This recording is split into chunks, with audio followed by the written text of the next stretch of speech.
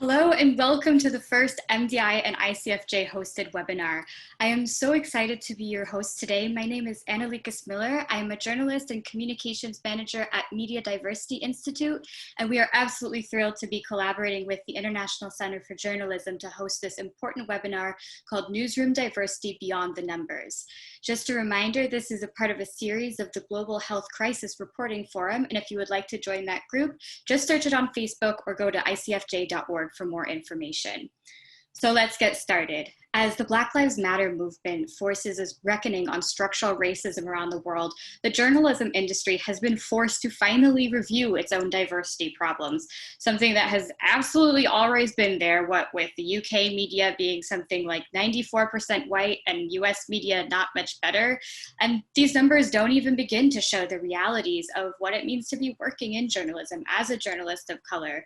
There's gender and racial pay gaps, microaggressions in the workplace, a feeling of isolation and lack of solidarity at work that a lot of people recently have been sharing online, hoping that it'll make the industry finally wake up and be a little bit more inclusive for journalists in the future and in the present day.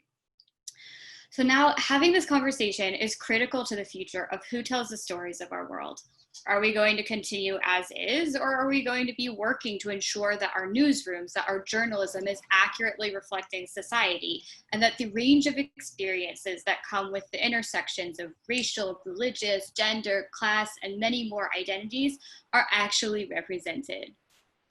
So I'm super happy to be hosting this truly global panel today with a huge range of perspectives and experiences, both working in traditional newsrooms and also working on projects and initiatives that aim to make journalism a more diverse and representative industry around the world.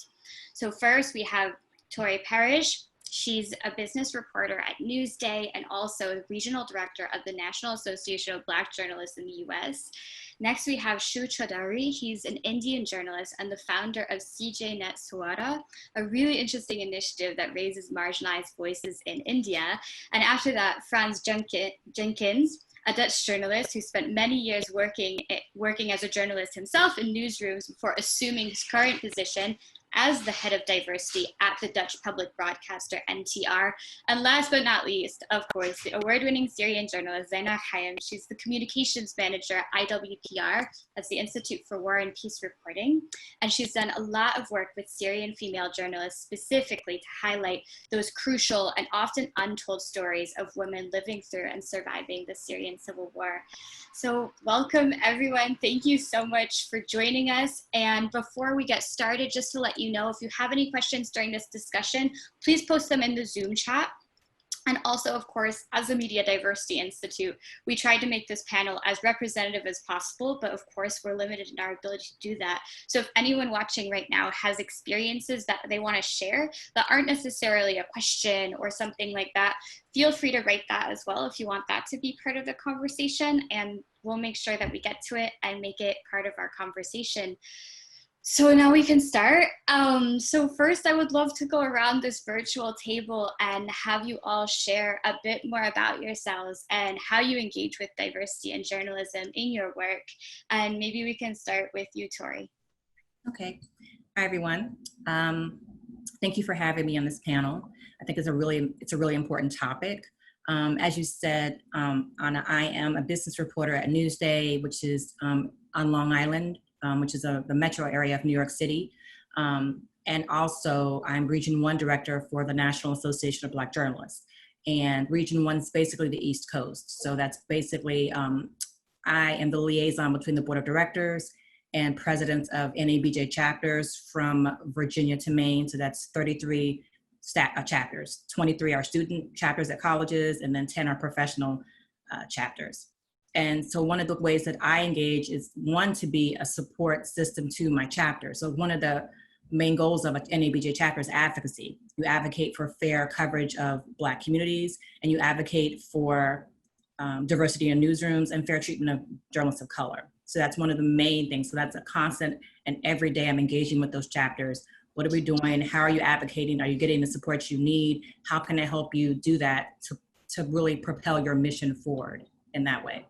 And then also being outspoken in the newsroom. And we've become, as you mentioned, Anna, I believe that Black journalists have become more outspoken in the newsroom for, the last couple months.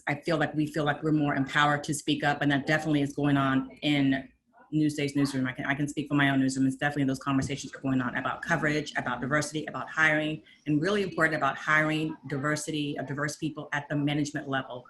That is key, to have people of color in management positions and decision-making positions. Great, thank you so much, Tory. Shu, do you want to go ahead and tell us about yourself? Thanks, Anna. My name is Shu, and I am talking to you from a forest in the middle of India.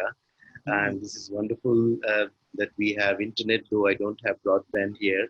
So indigenous people live in central of India, and huge number of them, 100 million of them are here, but they're not in mainstream media. India is a divided country. We have a caste system here.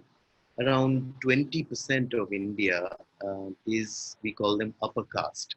And they are mostly 90%. They are 19% and they have 90% space. India is 70% rural. But if you read newspapers or if you go to television stations, you will hardly see any report coming from rural India. So it's 30% people who live in urban India get more than 80% space. Here where I'm talking to you, we are in the middle of the war, which doesn't get reported much. It is between Maoist guerrillas and Indian security forces. So indigenous people have joined the Maoist guerrillas. And when I started talking to them as a journalist, when I used to work with the BBC, and what they told me that you have your weapon, you have a pen, you have a newspaper, you have a television station, we have these AK-47. We will have to tell our stories with these guns because your media, they always kept saying your media will not give us any space. These are called Adivasis, the indigenous people, and their representation is zero. I am in a state called Chhattisgarh, which is, they are the biggest population, 32% of them are indigenous people, but you can count the number of people who are from indigenous community in one hand. So what I'm trying to do here is we're trying to create an appropriate media or appropriate platform where they can participate. Most of indigenous community people are semi-literate or illiterate. So you'll have to create a platform where maybe they can use voice, maybe they can use a mobile phone. So can it be democratic? Can it be inclusive? Can we hear more voices? And can we create a system where when the voices are coming in, we cross-check and verify. We don't make it a place where it is a marketplace, as it happens where in social media and where it is completely internet-based. In these areas, internet penetration is very, very low. But can we link it with mobile phone? Can we link it with, say, Bluetooth? So those are the experiments I'm trying to do here to make media more inclusive, where it also reflects the variety, the complexity which a world we live in. I love these ideas of actually reflecting the diversity of a given place. And from there, maybe Frans, you can tell us a little bit about how this looks where you are in the Netherlands in your work. Yeah, I think it's amazing. It's of course completely different than Shu is talking about. In the Netherlands is of course diversity means more to be that a medium, in my case, public radio and television, is more a reflection of the society and everything. So I see myself, I'm the head of diversity of NTR, that's one of the biggest public broadcasters in the Netherlands. And I'm a sort of booster in the company, that the company changes according to how the society changes. So I have a sort of unique position. I can commission programs, I can set up projects, I can do campaigns, all to work out the the business case that diversity is a creative opportunity and that we as public broadcaster should act.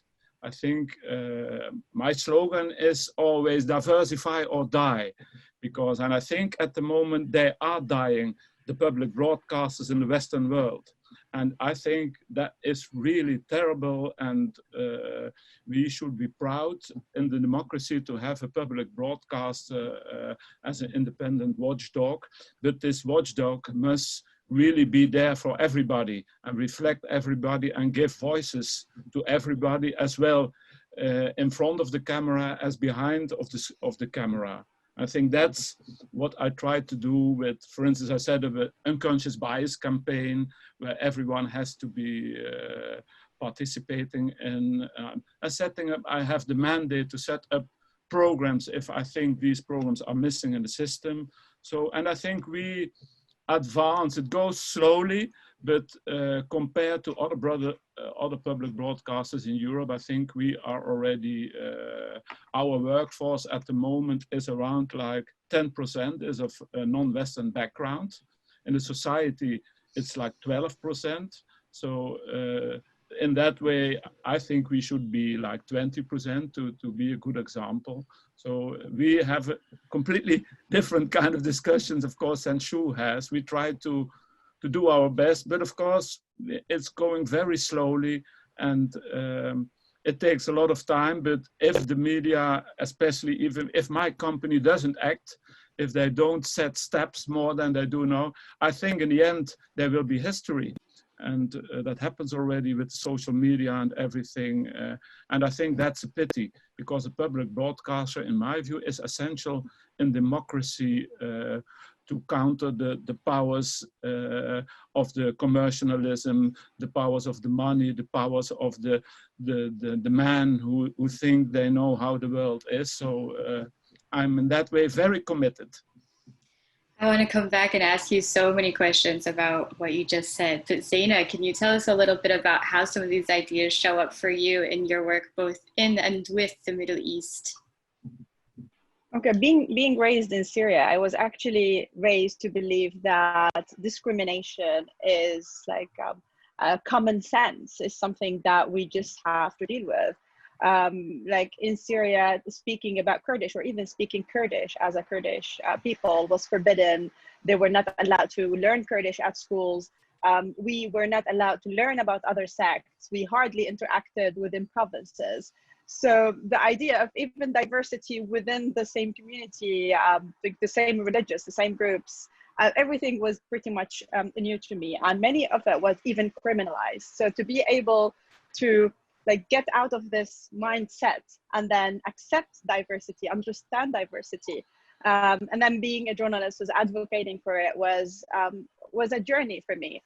And then when I finally started, when I did my master in the UK, and then I started working for international media, I then discovered a different part of diversity where I'm again being kind of discriminated against, because my name is Zaina and I'm from the Middle East.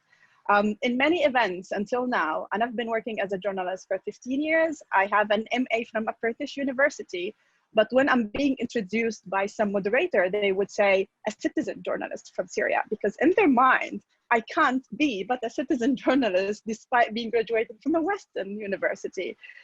So that doesn't show much, I think, because we're very busy and we're trying to just keep going with it. But sadly, if we're the powerful ones who speak the English language, which is the main language of the international media, and we have platforms to advocate for this, we're being discriminated against in this way. In many cases, I send pitches and I suggest ideas, and I would be told, like, if your name was Christine or Maria, things would have been different than being like Zaina. So imagine if there is an actual citizen journalist or a journalist who is starting to work now, what kind of obstacles, what kind of difficulties that they need to face to be able to be recognized first, and then eventually giving the credit that they deserve for the work that they do. I think I would love to hear other thoughts from the different parts of the world from you about this. Absolutely. So, I mean, let's get into it. So we've called this panel Newsroom Diversity Beyond the Numbers, but I think we're going to be talking about both the newsroom and journalism in general and how we practice journalism. But one of the first things I want to talk about is this issue of quotas, because I feel like people are talking about it a lot. You know, we've seen it with gender. As long as it's 50% women, 50% men, it's going to be representative. And now we're seeing it a lot with race. And Tory, I know this is a huge part of the NABJ's history, but of course it's just one of the many things the organization does and one of the many ways that they advocate for Black journalists. Can you talk about where you see these quotas as a useful way to diversify spaces and where they fall short? I think quotas can be useful in having the newsroom demographics match the city that you're in. For instance, if you're in a major city like New York City, which if I believe is majority minority, the newsroom should reflect that. And the honest truth is most newsrooms, no matter where they are, do not reflect the makeup of their city and ethnicity. So, you know, NABJ, one of its goals has been pushing for diversity. And NABJ is 45 years old. These discussions are not new. They're coming to the forefront now more. I think the protests, the Black Lives Matter protests, the social justice protests have brought them to the forefront more, but these issues are not new. We've been talking about this for NABJ at least for 45 years. And I've been a newspaper reporter since 2003. And it was an issue at my first paper in Northern Virginia, where I was the only Black non-sports reporter in the newsroom. So I think when we talk about diversity, I think a lot of times people make it more complicated than it has to be. I don't think it's hard to hire minority journalists. Every year NABJ has a convention, a national convention, and last year in Miami had 4,000 people. These are highly qualified producers, print reporters, TV reporters, editors. The quality of the talent is there, but the issue is how deliberate are you in bringing the talent on to your staffing? And it's not enough to just say, well, we posted the job. Did you reach out to any journalists of color? Did you reach out to the National Association of Black Journalists, National Association of Hispanic Journalists, Asian American Journalists Association? Often all of those I just named have local chapters. Did you reach out to the local chapter and let them know that you have the position open? Do you talk to the journalists in your newsroom to see if they know of any qualified journalists of color who might be a good fit for the position? Again, I don't think it's as complicated as often hiring managers make it when it comes to finding journalists of color. Absolutely. I mean, I can definitely identify with that feeling of it's just like, it really doesn't have to be so hard. It's, you know, there's a few really concrete things that you can do. Zaina and Shu, I'm really curious, and Zaina, you talked about this a little bit already, but I'm curious about how this conversation about diversity shows up in local media in both the Middle East and India. And where so much of this conversation can be really Western dominated, from the language that we use to who's leading the conversation. And I'm curious if, for example, it's important in an Arabic speaking newsroom in the Middle East, or in a Hindi speaking newsroom in India, to have that representation of different religious sects or ethnic minorities, equal gender representation, etc. Do you want to start, Shu, and then Zaina can add? Okay, so when we're talking about India, the numbers are huge. So as I was talking, where I'm talking to you, I'm in the middle of 100 million indigenous people, and I don't find any representation. When I say any, means any representation from this community in any newsroom. So what you asked, Tory, I would probably like to answer that first. I started my career as a journalist in a very liberal and progressive newspaper, and that newspaper is now 60 years old. So India became independent more than 70 years ago, and still that is the case. So it's not good to ask for any imposed representation, or we call it reservation here. Mm-hmm. But we journalism organizations, we media houses, we haven't done it. It still continues that a community is absolutely not represented. Now, I would like to also talk about women. You talked about 50-50 movement.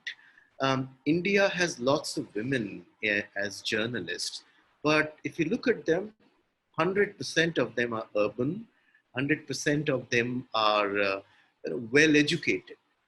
You don't find any rural reporter who is woman. Number one, there are no rural reporters. You brought about English, that Hindi is the language. Uh, when you're talking about more than 1.3 billion people, then there are many languages. Like Hindi has 49 dialects. Now, if you want a woman who is, okay, Zaina was talking about citizen journalism. Okay, she's not one, but I'm proud to be called a citizen journalism. Like every citizen can vote, can every citizen tell their stories? That's the experiment we are doing. But we will have to create platforms, say in dialects, where a woman who is not very comfortable in mainstream languages like Hindi can contribute. And when that contribution is not happening, that world, so half of the world, 70% of India is rural, 80% of India is poor, and 50% of them are women. And that world, their problems, their issues is completely missing. And I cover this war, which is a Maoist problem, and it is run by women. 40 to 60% are girls, and their views are never mainstream unless we take some radical step. We have been given enough chance, enough time. 70 years is a long time, but we when we call ourselves journalists, we are liberals, we are progressive. We have not done any of that. We have not looked at diversity. We have not looked at the voices which are missing. It's time to do something. It's time to do something which will not be liked. I was talking about Adivasis. They're not good in writing. I work with a community called Gonds, 12 million of them, and I haven't found any written literature. They are oral people. So, they will not be good writers, but they have some strength. They will be good speakers. So, India, world's biggest democracy, we have not allowed radio yet, though we have such a huge population who feel more comfortable speaking rather than listening. India has only one radio station, and that is state controlled, which is called All India Radio. All these things cannot continue for too long. So that was just one example. There should be millions of radio stations where all these millions of people should be telling their own stories, and we must make that happen. Otherwise, we will have more and more these wars, which we call terrorism and whatnot. But if we go a bit deeper, then what we find that these people were never allowed to tell their stories. So when there is no other way, they pick up guns, and their AK-47 tells their stories. And we end up in a vicious circle, which is going on here from 50 years. We kill some, they kill some, and it goes. It's good journalism. It's good story for us, but that doesn't help humanity.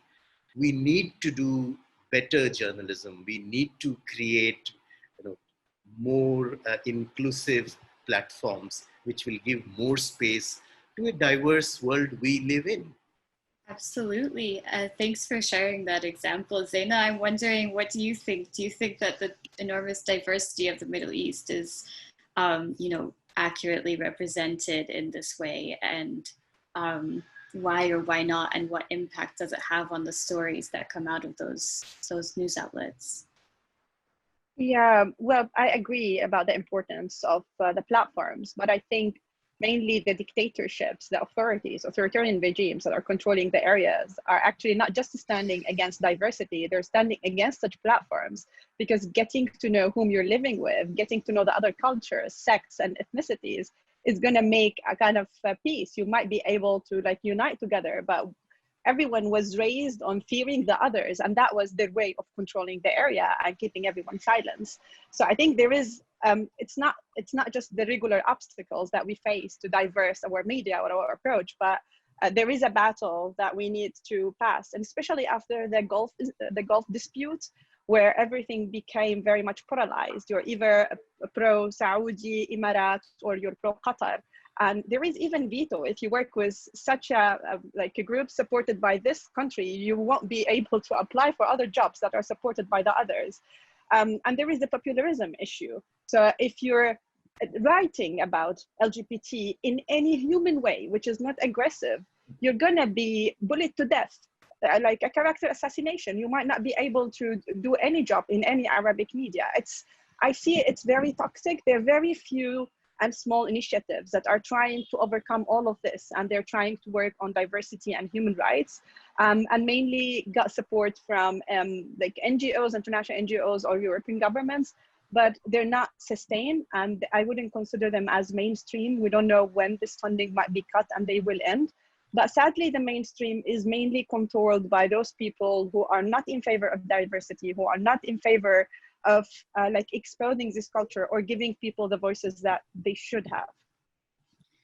So thank you for that example. So Frans and Tory, I'm really curious. We just heard from Zaina and Shu about some of the issues in both India and the Middle East. And I'm curious about how this lines up with issues with diversity in Europe and in the United States. Of course, we don't have wars and conflict in the same way, but of course there are issues in terms of representation, in terms of who's telling those stories. So Frans, did this inspire anything in sort of your understanding of newsrooms in Europe? Well, yes, of course. I think in essential, we all have the same problem. In essential, we all don't have newsrooms that represent what is going on in society, whether it is in India, if you represent a rural area, or if you represent rural women, or whether it is in Syria, if you represent different kind of beliefs, or whether you represent sexual orientation. I think it's like everywhere. Obviously, the newsroom is mostly a representation of the power. It's a representation of the ruling powers. And the whole problem is, in my view, that in the newsroom, there is a system of tapping. So when people are hired for the newsroom, they want to have someone who looks like the people who are already in the newsroom.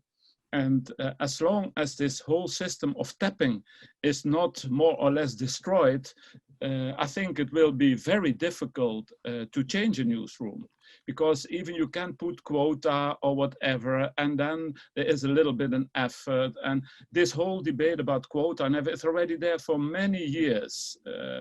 But in the end, I didn't see a lot of changes. Of course, we see small changes, but the whole system of tapping and the whole system that there is a sort of understanding of how to look to the society in the newsroom.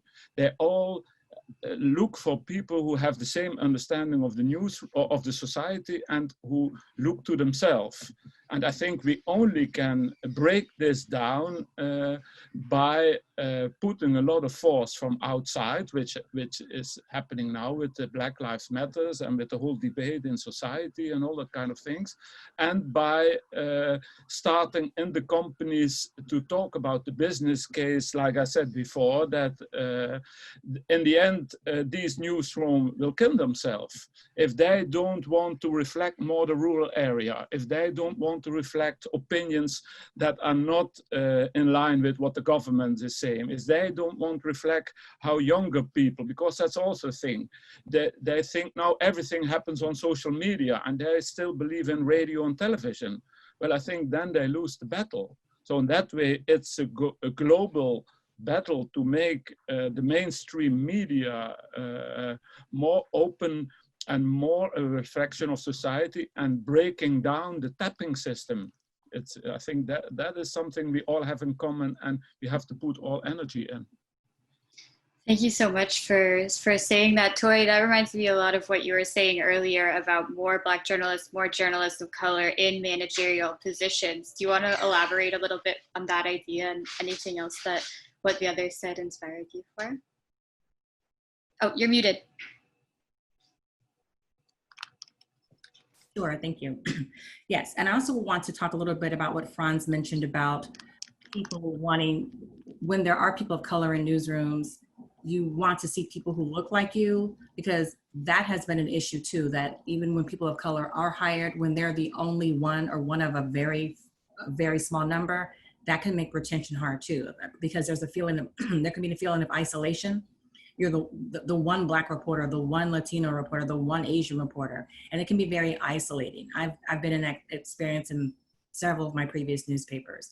So it's not just about bringing more people on, it's bringing, so you want your journalists to have a feeling of support, a feeling like they're not isolated, a feeling of community.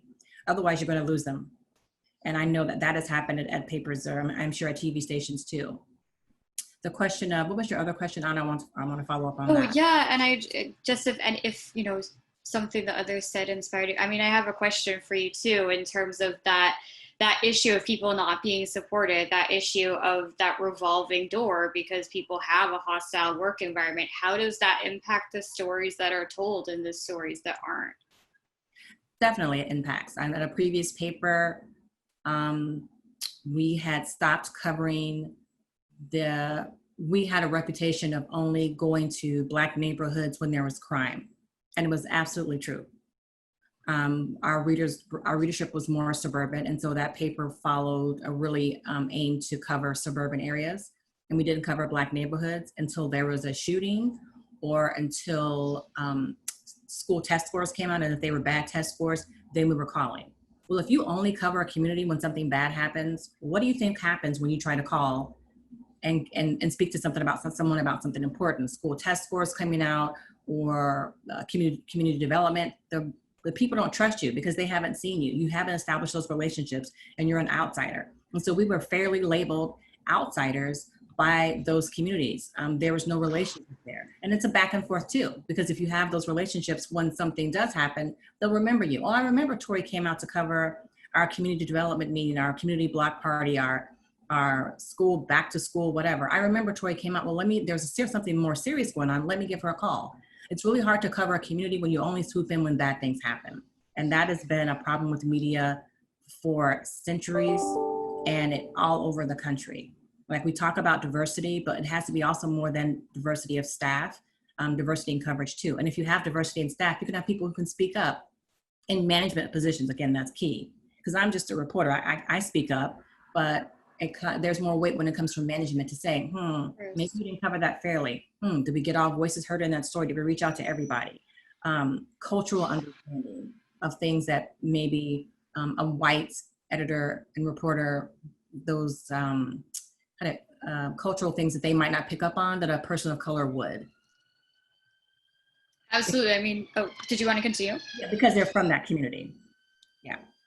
Absolutely. I mean, I think that what you pointed to is something else that we wanted to talk about during this discussion, this idea of sort of parachuting into a neighborhood and, and reporting it only when something bad happens. And I think that's a really interesting transition to start talking about foreign journalism as well, because we've talked about local media and national media, but so much journalism is about understanding the world, often through the eyes of foreign correspondents who then get credited for this work that would be impossible without the help of local journalists on the ground. And Zaina, I was wondering if you could talk a little bit about how this showed up in Syria and shows its own strains of structural inequality within how journalism is done. Yeah, well, as you know, many of them, as you use the phrase, were parachuted when crisis happened, whether in 2005 or when the uprising happened. And one of the main issues, some of them were really dedicated. They even put efforts in learning Arabic, getting to know the people. But sadly, there were many others who didn't have proper time or support or whatever. So they completely counted on local journalists without paying them the right fares, without putting their names in the byline. And I think many had very bad experiences that they thought all journalists or international journalism are the same. They're just like literally taking the blood of people and making their own glory out of their pain. I have very bad, or a couple of bad experiences myself. although again, I am considered to be like a powerful person from that community. So imagine what would happen to those less privileged ones. I got a huge amount of calls for especially the first 3 years of the uprising from international journalists working for big corporates, big public services, asking me for contacts, for stories ideas, for documentary resources. And I was helping because I wanted our story to be out, but eventually I stopped. And once I got to the point where I asked the producer, if I call you and I asked you to give me all your resources and contacts in Britain, would you give them to me? And she said no. And I was like, why you're expecting me to give you all of this without my name being even put in the documentary? So I think this superior mentality that is not just inhabited by individual journalists, Western individual journalists, but I think it's institutional. All the services provided by Middle Eastern journalists or record journalists are considered to be fine to be free. And most of the time, they wouldn't even offer to pay the fixers or the translators. I was working as free of charge fixer and translator for so many years without even noticing that I should be paid for this. I was just helping, and with my work with IWPR, I was doing this happily. But if I don't have that paid job, how would have I survived? So I think this mentality is sadly very, very much there. It contacts back to what I said as like the name, where you are, underestimation. Even if you've been the source of information for this institution for like 10 years now, but you're still not credible enough to be taken as a reporter or to be hired as like a main source or treated as one. This kind of discrimination, I think, especially with the international newsrooms that are supposed to be working on those areas, but they don't have anyone who speaks that language or have lived there. And even when they would accept to hire that one, they would prefer like a British person who his parents were in Syria or his parents were Egyptians, but not a person who has lived his life there. There is some obstacles that are related to like mother tongue language, like mobility, visa, and travel documents. This is an issue that should be like addressed. However, I don't think efforts are being put to especially make a diverse newsroom about the topics that this newsroom is interested in. Shu, you've mentioned before that part of what made you start your work with a lot of citizen journalists in India is seeing how journalism is done as a very aristocratic process. And I was wondering if anything that Zaina just shared about her experiences working in Syria, or even that Tory shared about her experiences with that particular publication, reminded you of what you've experienced in India with foreign reporting. Yes, I worked for a long time with the BBC South Asia Bureau in Delhi, and South Asia is huge. A foreign correspondent comes and he or she is transferred. By the time he or she starts to understand a bit. So we always felt we are like Tenzing Norgay, we call them Sherpa, and Edmund Hillary. Who was more important, Edmund Hillary or Tenzing Norgay? Okay, when we talk about who went to Everest, we give both the names. But when it comes to journalism, it's only the correspondent who really doesn't know much, as Zaina was talking.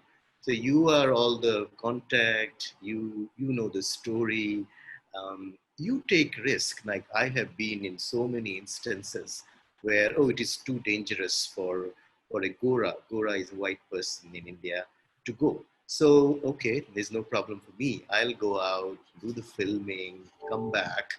And often there won't be any mention of your contribution. Of course, we get paid, but in payment also there is double standard. There will be a local staff, there will be international staff.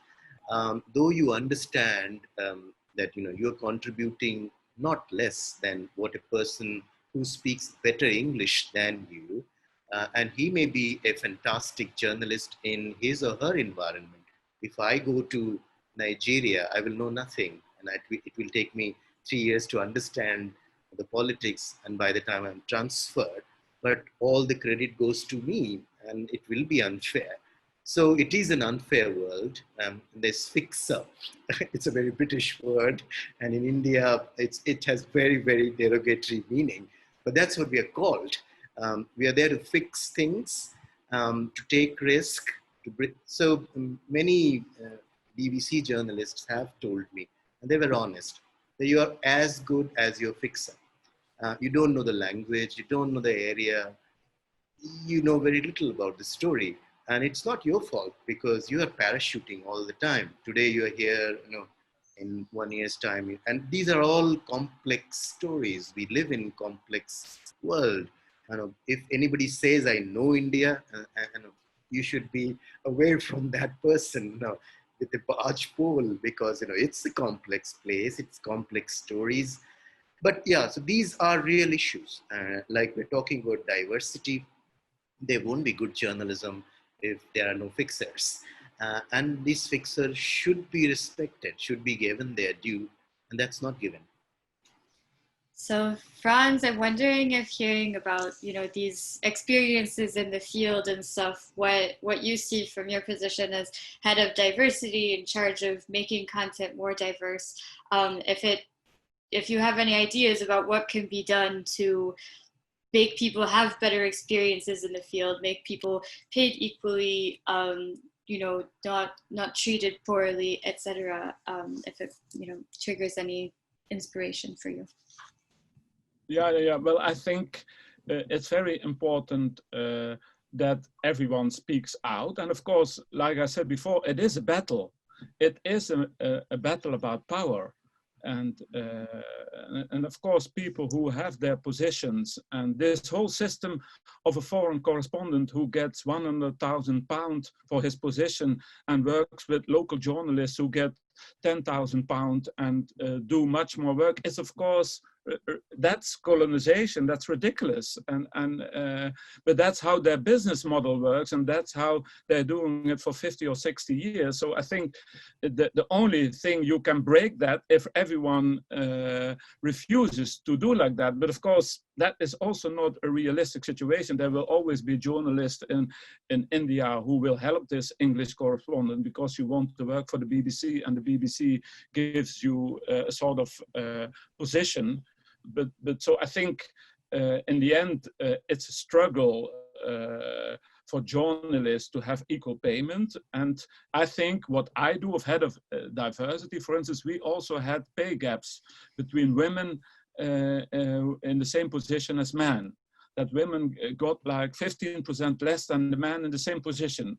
Well, we really figured it out, and we spoke out, and it was even clear to everybody, and people were angry about it. And then it changed within 3 months.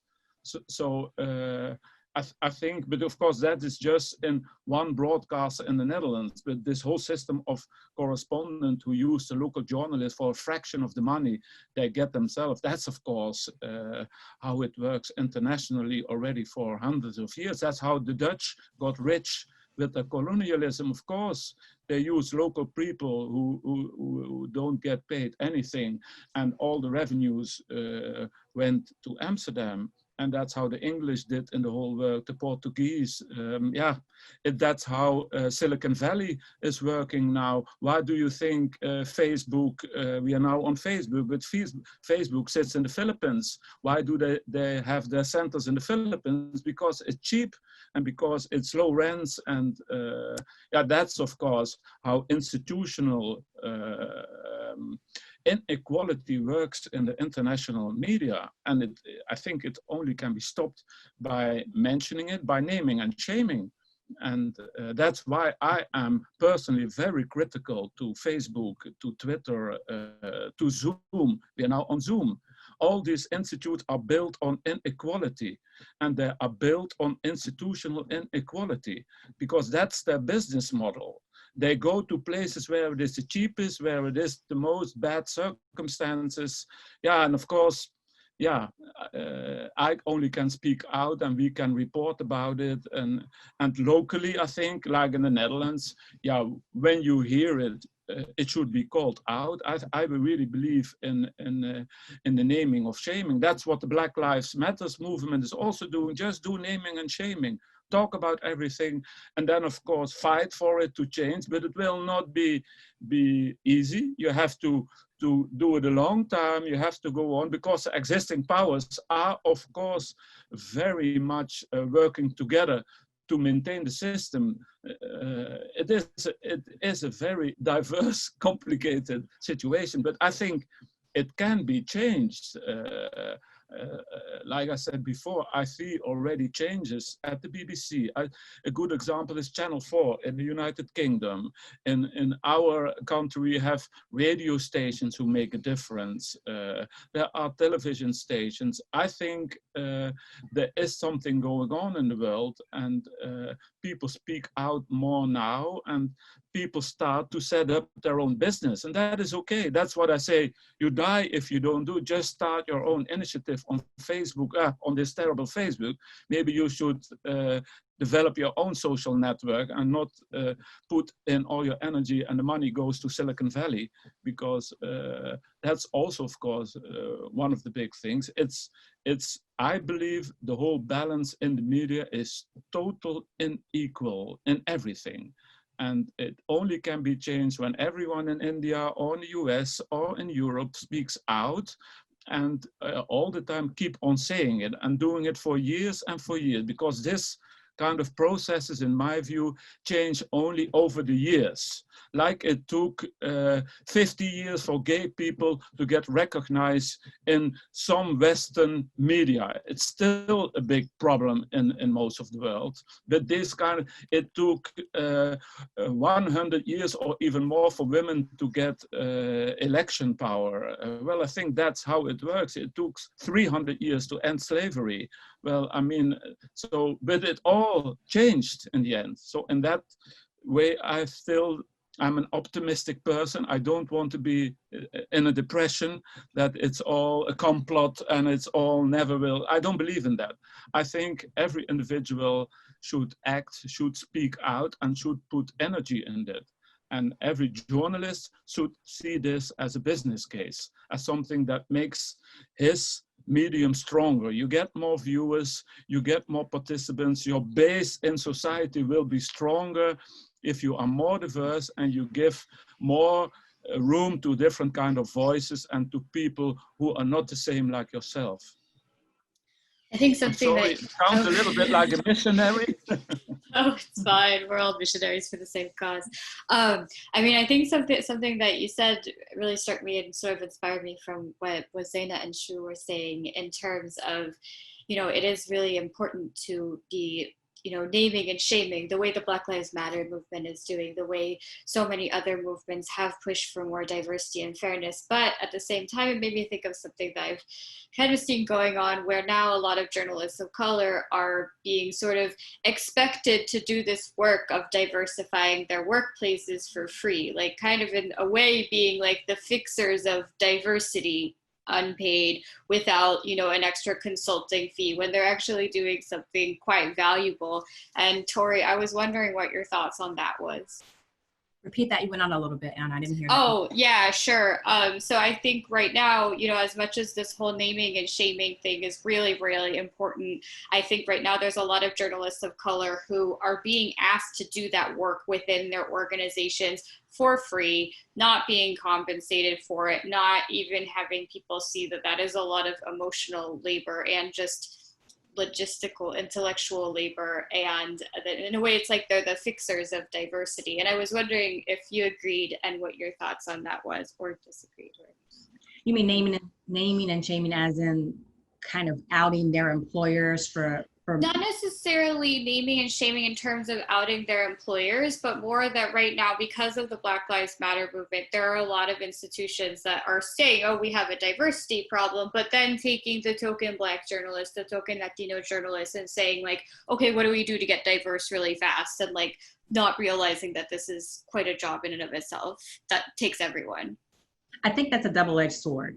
On one hand, as I said before, in many newsrooms, many newsrooms, there are a handful of journalists of color, and we want to increase the numbers. We want to make it better, and we've been wanting to make it better for a long time. So if if a media outlet says, finally they wake up and say, we want to diversify, we need to do better, you need to talk to the people of color on staff. They need to be brought into those conversations. Like, I can't tell you what you need. We need to talk about it and talk about what's best for this media outlet. How can we be better? How can we do better? And you can't have a conversation about diversity and not have the people of diverse backgrounds in those conversations. On the other hand, yeah, does it get annoying being the Black person to go to in the newsroom, the go-to Black person? Well, what about this? Well, can we say this? Well, can we say that? Or how do we find people? It's a double-edged sword. But like I said, you can't have those conversations and ignore the people in the room. You know, we were talking about the LGBT community and how we want to have gender diversity too. Obviously, if you have people in the newsroom who identifies that and they self-identify as that, they should be brought into those conversations. Absolutely. So I still got a couple more questions, but we're getting some very relevant questions from the audience. One of them is from Victor, who's asking, why is it difficult for immigrant journalists to get employed into American newsrooms unless they go back to school in America despite their qualifications and years of experience in their country of origin? And I feel like, Zaina, I know you don't have the experience with American newsrooms, but maybe you could talk about this from the British perspective, which I think is quite similar. Yeah, actually, even if you graduated from a British school, that is not a guarantee that you will be able to be hired by British media. So it's not about school. I think there is something on the individual level that is still feeling superior. Post-colonialist, maybe Frans has mentioned this, that they only trust the people who are bright enough or were born and lived in this country or in the West in general, and underestimate the efforts or the tasks of others. I want also to discuss, also to follow up on France. I think we're speaking about the countries that celebrate and support diversity, even theoretically. But when we're speaking about Middle East or the Arab world, like, diversity is in many cases criminalized. You are being taken to prison if you declared yourself to be LGBT. Yesterday, two women in Egypt were like sentenced for 2 years because they posted things that are inappropriate on TikTok. So I think we need to separate the discussions into two. When we're speaking about Arab world diversity in media, I think the only thing that is available is supporting those small initiatives that are certainly not mainstream, that are out of context and swimming against the current, and by risking their lives. And I can, sadly, there are less than 5 that I can name who are still working for human rights, for diversity and inclusion. When we're speaking with the internationals who are working in these regions, I think beside naming and shaming, there is an essential mediator role that we can all play, like a free of charge legal help for those who feel like they've been used by this big corporate or public news or whatever. Even those who got hired, but on like half the amount that their international colleagues get, like, we don't know our rights. We are not raised to know about rights or demand them. So being able to trust a mediator NGO, that they will be able to at least connect us with free of charge, because as you know, legal fees are like far more than what any journalist can pay. So having that option would encourage lots of journalists to do some cases, even if they didn't hit the court, at least the corporate and those big media institutions will think twice before taking advantage of local journalists or treating them as free of charge sources. So just to set some rules, if they're not putting it themselves or not sticking to it themselves, at least we can enforce it in a way.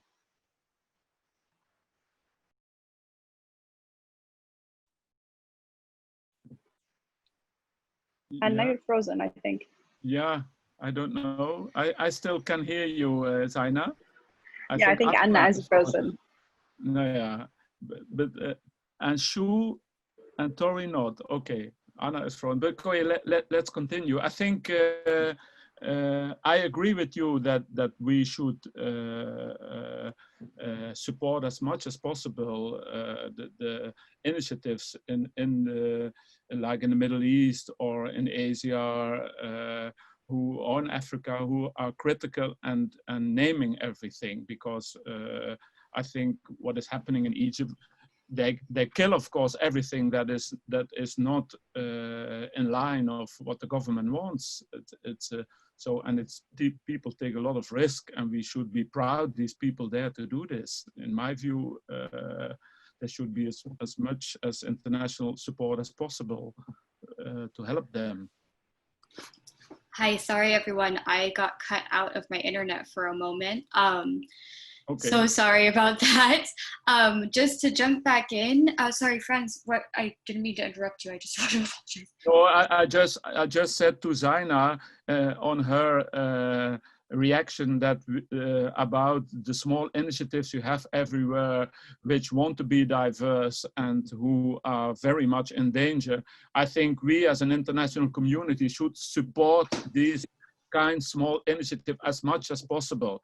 And it's really great. These are the real heroes. You know, I'm talking about diversity out of a luxury position to make a public broadcaster stronger. But the real heroes are over there. The people who really have to fight and who must be very careful not to end up in prison. So in that way, I really see a lot of different inequality also in that kind of ways. But of course, that's the situation.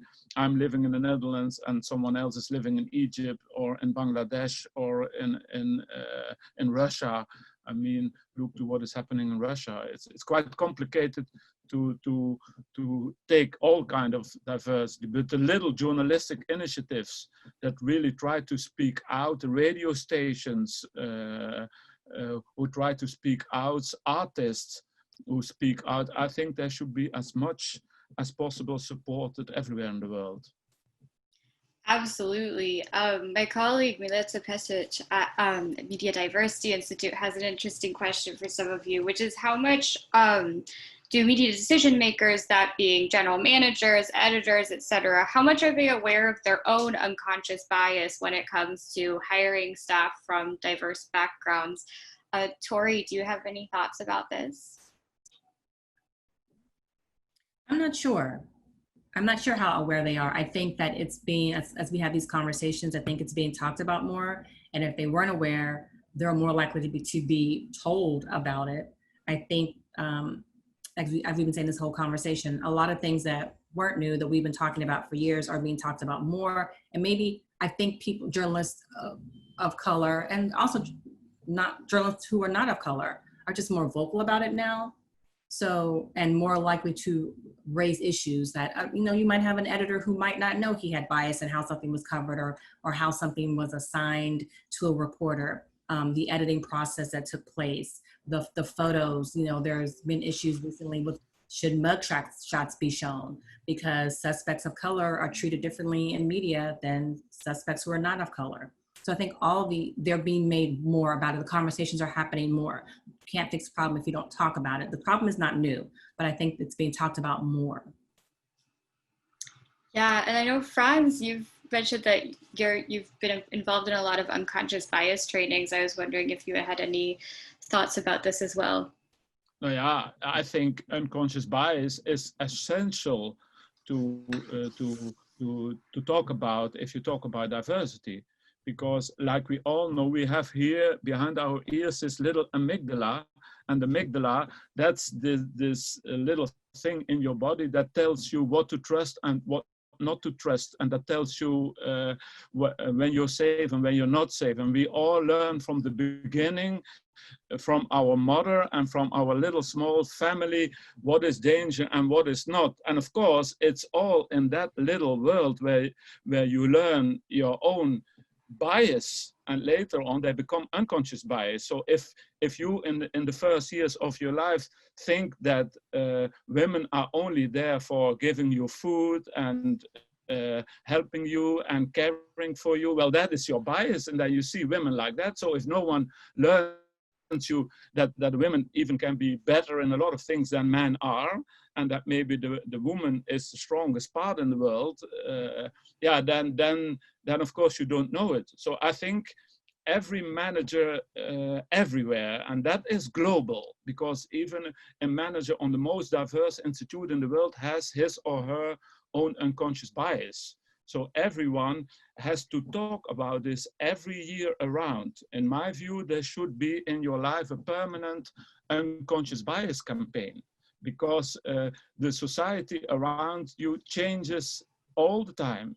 The circumstances change all the time. There will be very new kinds of people around you. Opinions will differ. So you have to, I really believe in that whole thing of the learning individual, because if you are not aware of that and you don't recognize it, then you are in the end a very conservative person who only wants the world to be the same all the time. So, and I think progression, change, development is in a way individually making yourself open to the world and sometimes take a little bit of risk and also be ready to change your opinion sometimes. And of course, that's something a lot of managers don't learn, because managers learn you have to put a target and you go for the target and you have to focus and you have to put a deadline and please don't interfere with anything, believe in yourself and go for it. Well, that's of course a very one-sided view. Maybe you get your target, but you lose a lot of other targets.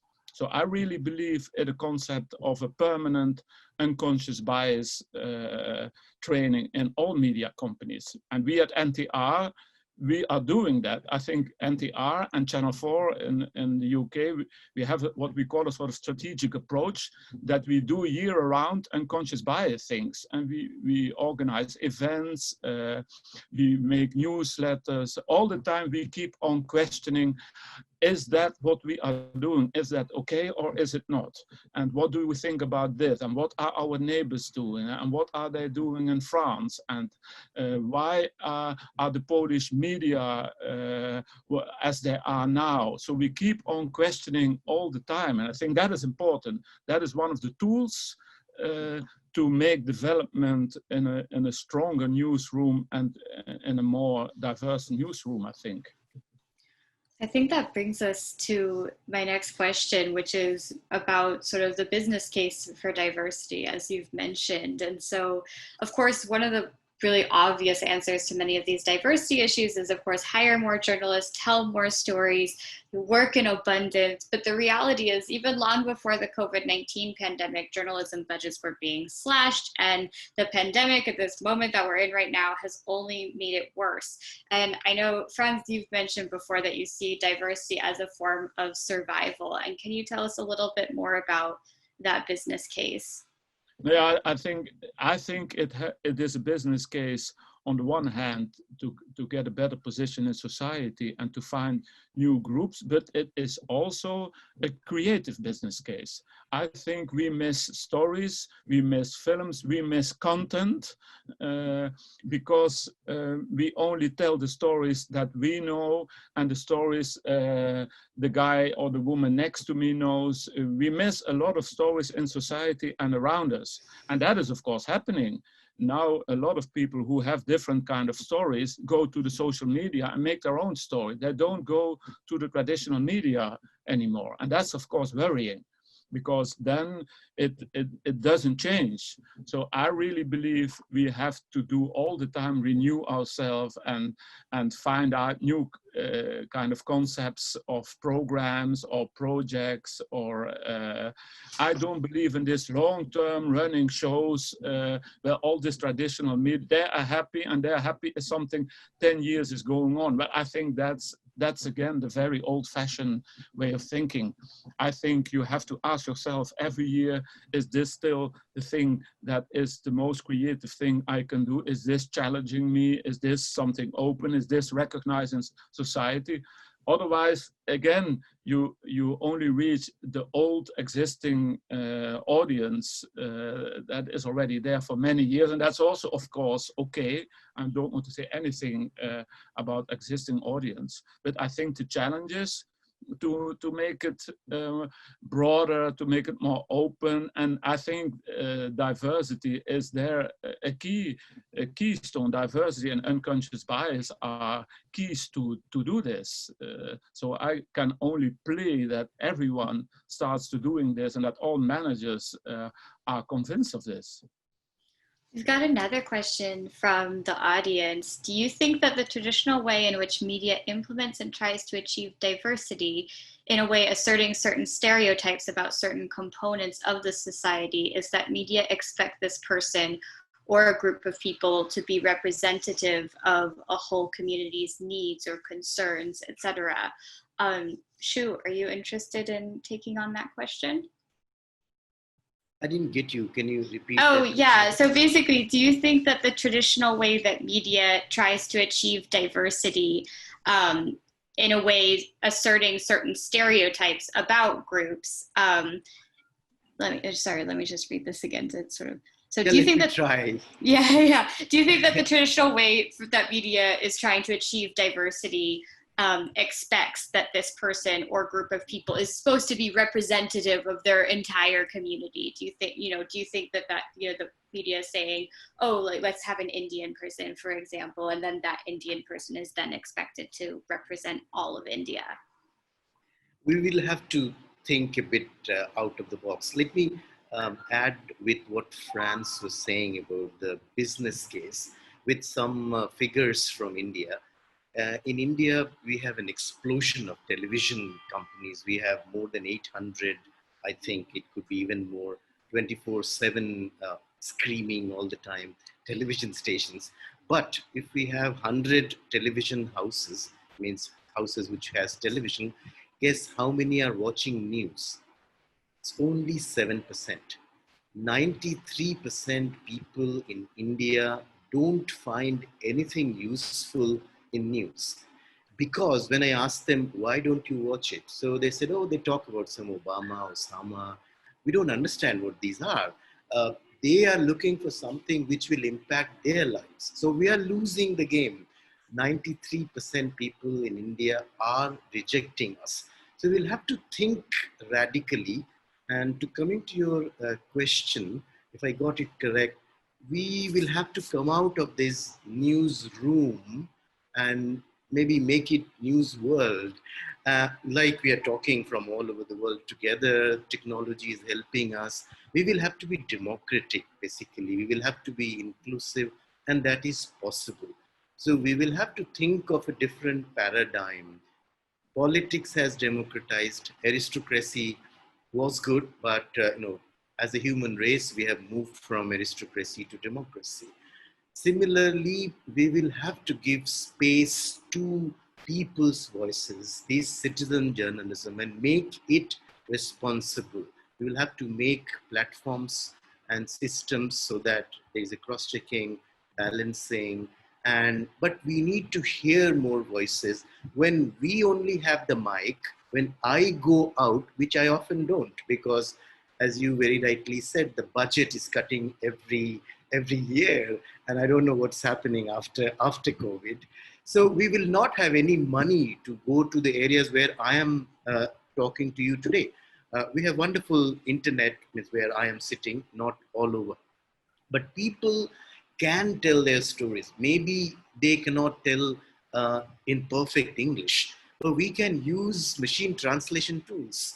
We can translate manually, we can translate with help of technology. So what we are trying to do is putting everything topsy-turvy. Instead of one person telling, who is not even our representative. When I am in BBC, I'm not elected by people. I'm selected by few powerful, rich people with deep pocket. So it's like aristocracy. I'm representing the king, and that may not be the best system. Can people tell their stories, but let it not make like our current social media, like France hates Facebook. I love Facebook. I think it's very important, but it is not media. Though we call it social media, I'm talking from India, it's not social, because in India, around 30% people are in internet. So a huge majority are not on internet. So any internet in the world also, 57% people are on internet. So people on the wrong side of digital divide cannot be part of anything social, and it is not media, because you can say anything, whatever you want, and it will be misused. So we need to create a paradigm of inclusive, democratic, whatever you call it, media where the mic, pass on the mic, don't be anybody's voice. People have voice, people can tell their stories. Maybe they don't speak in a perfect English like any British. Why should they be? I don't speak perfect English. But they can tell their stories in their languages, and we have technology to hear them, and we should make systems to make it media, so responsible, and it should go back to everyone. The technology is there. We are not doing it. We are only to be blamed. And if we continue doing it, we will have more wars, which is good for journalists, it's good for reporting, but we are not making a better world. So if we want to make a better world, we will have to do better journalism. And when I'm talking about better journalism, I'm not talking about only reporting. We have become only problem journalists. We only tell about problems. We hardly contribute in finding any solution. I go to a place like Tory was saying, only to report bad things. When 40 killed, I go there. I go back when 140 killed. I have no time, because I'm always parachuting, to understand why 40 were killed and why 140 are killed, and how can we contribute. You can say this is not our work, but it is our work. Can solution journalism be part of our agenda? Can we allow more and more voices to come out? Can we create platforms where people who cannot read and write can also participate? People who do not have internet, people who do not have mobile phone signals, where I'm talking to you from, majority of people, 50 to 60% people don't even have mobile phone signals. Forget about internet signal. Internet is only 10%. So we will have to be more inclusive, more democratic, and give space to more diversity. Then only we contribute to make a better world. Absolutely. I mean, we have a question from the audience that's kind of aligned with that. The question is, are CSOs representing diverse communities in a way that helps media organizations bring more diversity by suggesting experts, themes, heroes from the communities that they represent? It's not realistic to expect that a newsroom has representatives from all diverse communities in the staff. So how can this be solved? Zaina, I know you have some experience working with CSOs, and I wonder if you want to take this question.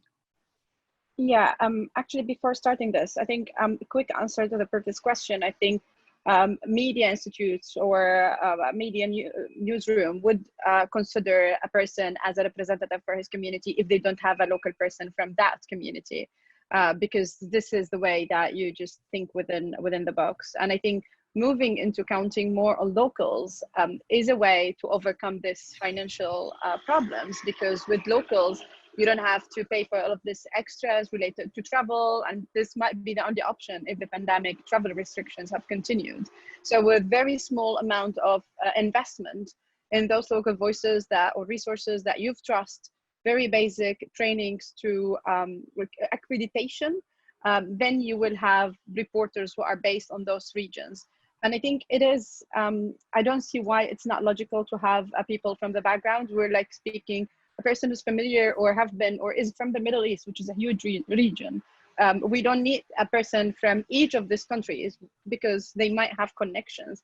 But in any way, I think NGOs, as I've seen, are a better diverse in terms, especially those who are working in the Middle East, are better diverse than the others. But from my personal experience, I see as well that there is still this kind of superiority for the internationals.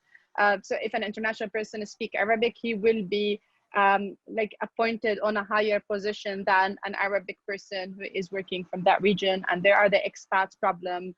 And we've seen with the Syrian crisis, or even with Yemen and Iraq, how many international were brought to those countries without even knowing what's the context. Very few international organizations actually have assigned local people to take managerial roles on the programs that are being implemented in their countries. So I think this set of mind is institutional, not just in the media, but also in the CSOs. But at least I think with what's happening in terms of naming and shaming, advocating, or at least realizing this internal biases, NGOs are easier to respond because this is their field of work, unlike newsrooms, because they say we're not supposed to have this diverse, and they don't feel obliged enough to do this, and they can use this as a justification, whether it's financial or we have one source and we can count on it to cover the region. We don't have to have a person who is from that area in our newsroom. And here's another question that I personally really like from Hamid. It's, are journalists required to look for solutions? So yeah, maybe Tory, do you want to take on that question? The question is, are journalists required to look for solutions? Not required, but I think as a journalist of color, you know, I think we often feel a responsibility. I think there's a kinship among many Black journalists because we are so underrepresented in newsrooms that we want to reach out, we want to mentor. NABJ has just started a mentorship program that will take place during our virtual convention next week, which is the first national mentorship program we've had, and it will be all online. And again, I think that happens, and probably in other affinity groups too, because we are so underrepresented in newsrooms, and we want to bring others along and help other journalists of color, like someone helped us. Someone helped me when I was starting out, and I want to pay that back to other journalists, because it's hard enough to get into a newsroom for any journalist to get a journalism job, because there's so many people for so few positions, and there are even fewer positions now because of COVID, because of job cuts before then. Like, it's probably easier to break into Hollywood than it is to get into a decent newsroom now with a decent job that pays you a livable wage at this point. And like, people, it's hard to get a job in journalism, a good job in journalism for anyone. And so for journalists of color, it can be even harder. So you have that other barrier of race in some areas of the country, and gender too. So I think we all feel that, or a lot of us feel that responsibility to help. Is it required? No. But I'm going to help other journalists coming behind me to try to make the situation better. And hopefully they will pay it forward and help others coming behind them. I love that response.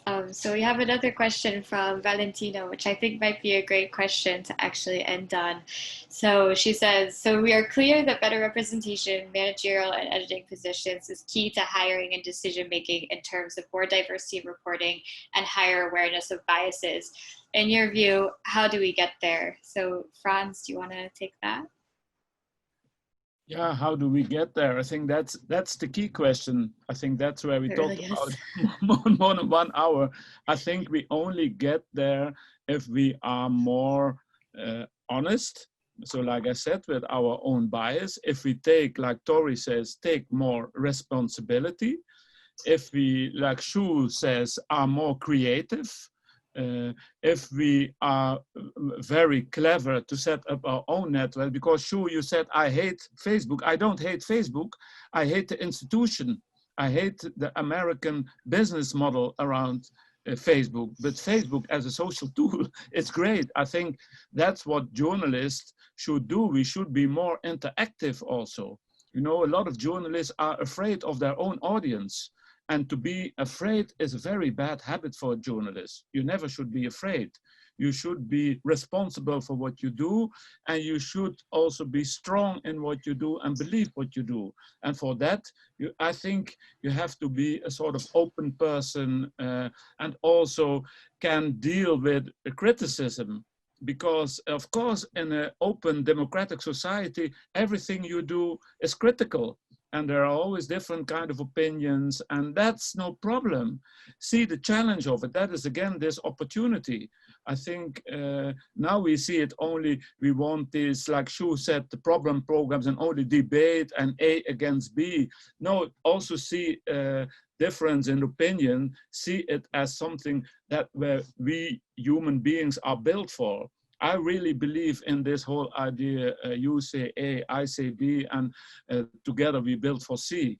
In that way, journalism can go a long road. Now, in my view, the dominant feeling in the journalism is still the old film, All the President's Men, where two journalists, the Washington Post, are responsible for the Nixon who has to go out of office. That's where all the Western journalism dreams about. Well, that's a very old-fashioned idea of white men and more or less killing each other.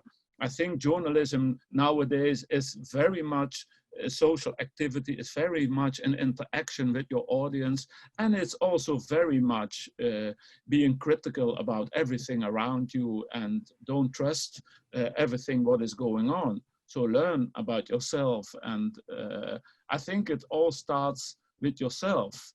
It's don't think there should be other people who tell me this or the company should do this. Just do it yourself.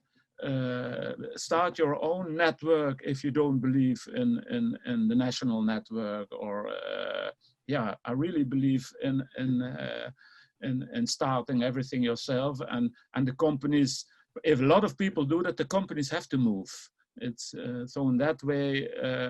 This is only the beginning of a process, and I hope more and more people speak out and keep on sending your reaction, make your own films, use the social media to bring across this message. Any thoughts on this matter from anyone else? So if I can add, yeah, please. So on solutions, so I don't meant to say we go and find a solution for every problem, but I grew up in this part of the world, which is Amazon of India. It's called Dandakaranya Forest. My parents came here as refugees, and this place is a wonderful place for journalists because it's a war going on for 50 years. So we make films, we write books, we become famous, but how do we contribute by doing better journalism? And when I meant by better journalism, I meant a paradigm or a system of journalism where only we are not the reporters. If we are incapable of going to deep forest, can people tell their own stories? Can there be a new way of doing journalism? Should we have to do, as Frans was saying, the old-fashioned way? I will pontificate and tell you what's going on and what is right and what is wrong. Can people also tell, it's like an elephant. I only see the trunk and somebody is seeing something else. So there are many, many shades to the story. Can we reinvent ourselves? And technology is giving us that opportunity. We couldn't have done these things, say, 20 years ago. But today, in remotest part of the country, I go to any village in India, I find at least half a dozen mobile phones. And these mobile phones are radio stations. They are the broadcasters. All these phones have a hotspot. So they can broadcast, maybe it doesn't go very far, but can we connect that radio station, which is there in every pocket, with our newsrooms? It is doable, it is possible. We should be doing more of it. We should be using more of technology. If we want to remain relevant, we talk about India. In last election, before the result was coming out, everybody, all the friends in US were saying, there's no way Hillary is not going to win. She's our next president. And what comes out? So it's not India, it's our paradigm. We have lost touch with the people. We are sitting in New York, we are sitting in London, we are sitting in Delhi. We are hardly in touch with what's going on. So we need to think about it. As I said, 93% of television viewers in India have rejected television news. They watch soap opera, they watch sports, they don't watch any news because there is no news which impacts their lives. They live in rural India and the news is all about urban India. It's our traffic jam where 70% of India has no traffic. So we need to be creative. We need to, it's okay, everything old is not bad, but there's lots of bad. We are aristocratic. politics. Our main work is questioning politicians. They have brought democracy. We question them every 5 years in India. But journalism, we are, we know the truth. We tell you what's going on. We tell you the truth. This needs to be challenged. Are we representative? Are we, equipped enough? And there are opportunities. Technology needs to be more inclusive. There is not much happening in the field of voice, which represents at least majority in countries like India or in developing world. Everything is in written world. There should be more voice search, more money putting into making voice more responsible. I can go on, but if we want to remain relevant, we need to reinvent ourselves. And this is the time. And Corona is, or this pandemic is also giving us this opportunity. There are new ways of doing things. We are sitting in different parts of the world. We are all talking together. In the same way, we are doing meetings every day. I'm sure all of you. In the same way, we can hear more voices. We can be more diverse. We don't need to remain in one room as newsroom. The whole world can be news. The whole world can be newsroom. Zaina, any final thoughts on going forward and solutions going forward?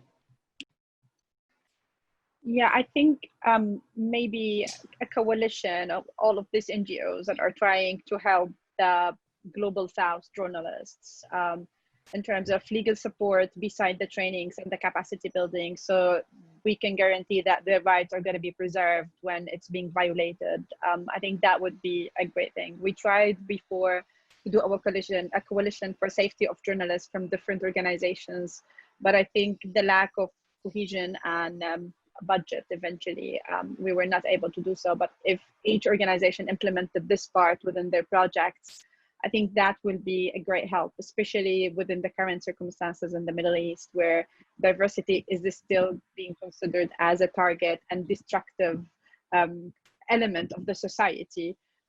So this is very much essential to help at least the individuals or the small initiatives that are working, beside challenging the non-diverse newsroom that are covering the region, and even those international journalists who are still kind of not giving the same platform as there is to the local journalists. Well, thank you so much, you guys. We're coming to the end of our hour and a half that we were very generously allotted by the ICFJ. I want to remind everyone watching that this webinar is going to be recorded and will be available on both the ICFJ and MDI websites in the next 24 hours. If you have any feedback, please share that with us through the audience feedback forums. Those are super helpful and important for us just to curate and create the kinds of webinars that you would like to see in the future.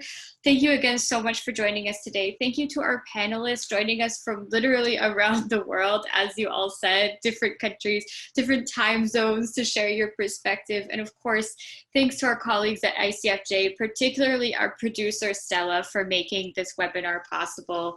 If you want to continue this conversation about diversity, that's what we do all day, every day at MDI. We're on Twitter at MDI_UK. Our website's media-diversity.org. And of course, the ICFJ has tons of invaluable resources that you can access on their website, icfj.org. Thank you so much, everyone. Have a great day, night, or morning, wherever you might be. Thank you. Thank you. Thank you all. Bye. Thank you all. Bye.